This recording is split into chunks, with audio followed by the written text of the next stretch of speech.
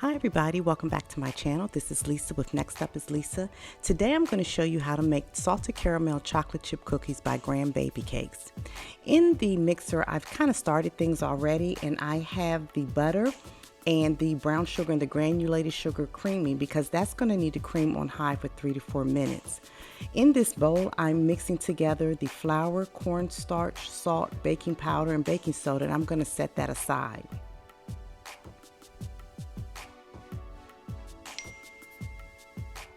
Now that the butter and sugar mixtures have been mixing for 3 to 4 minutes, I am scraping the sides down once again because I've done it several times during this mixing process.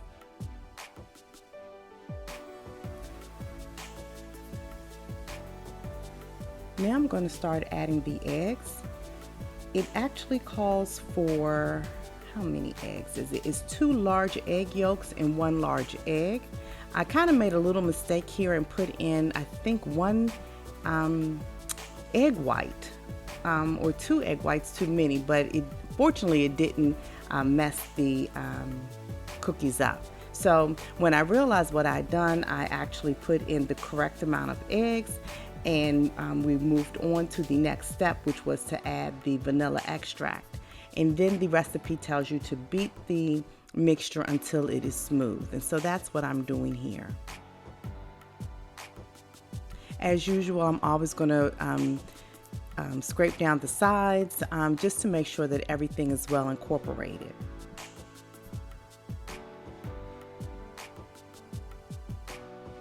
So now I'm going to add in the flour. It tells you to add it in 3 intervals, beating after each. I'm showing you the first add in here.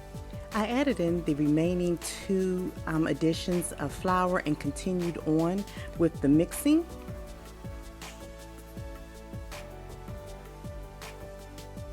And now I'm going to add in slowly the chocolate chips. I only had mini chocolate chips, so I used that.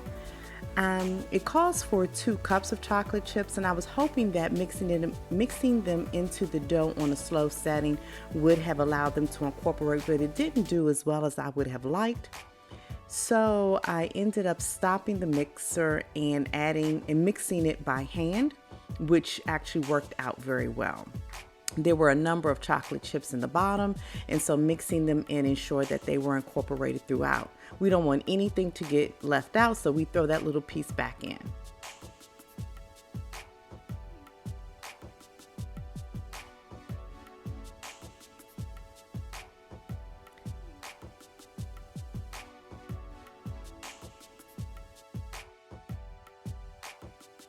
So next I'm going to clean up the mixing bowl, cover the mixing bowl with plastic wrap, and refrigerate everything. The directions tell you to refrigerate for at least 1 hour, but 2 hours is best according to the recipe, so I actually did 2 hours. Does anyone else have problems with plastic wrap, or is it just me? I can't tear it, I can't stretch it. Finally, I'm successful and get everything covered and into the refrigerator for 2 hours.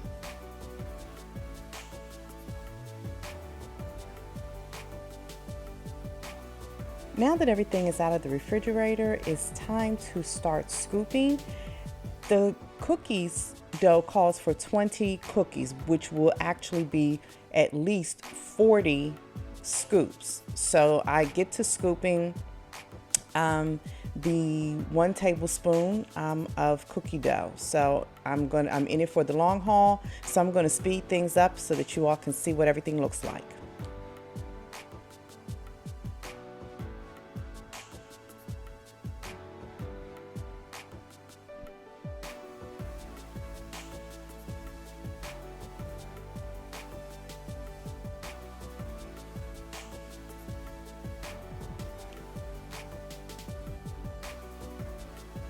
Okay, I'm finally finished. I actually came up with, I think, 42 balls. And now on the side, I am making sure that I have enough of the caramels, and then I'm just going to unwrap them to make it easier to fill. I'm going to show you how I filled them. This is just my technique, which worked out well for the caramels and the shape of the caramels that I had. So as you can see, I take one of the scoops, I put my thumb in it, and I put the caramel in it, and I cover it with another one of the scoops of cookies. And I'm just going to continue this. Unfortunately, my camera cut out, but this is all that I was going to show you, and the fact that I ended up baking everything at 350 degrees so that they will come out nice and crispy on the outside and chewy on the inside.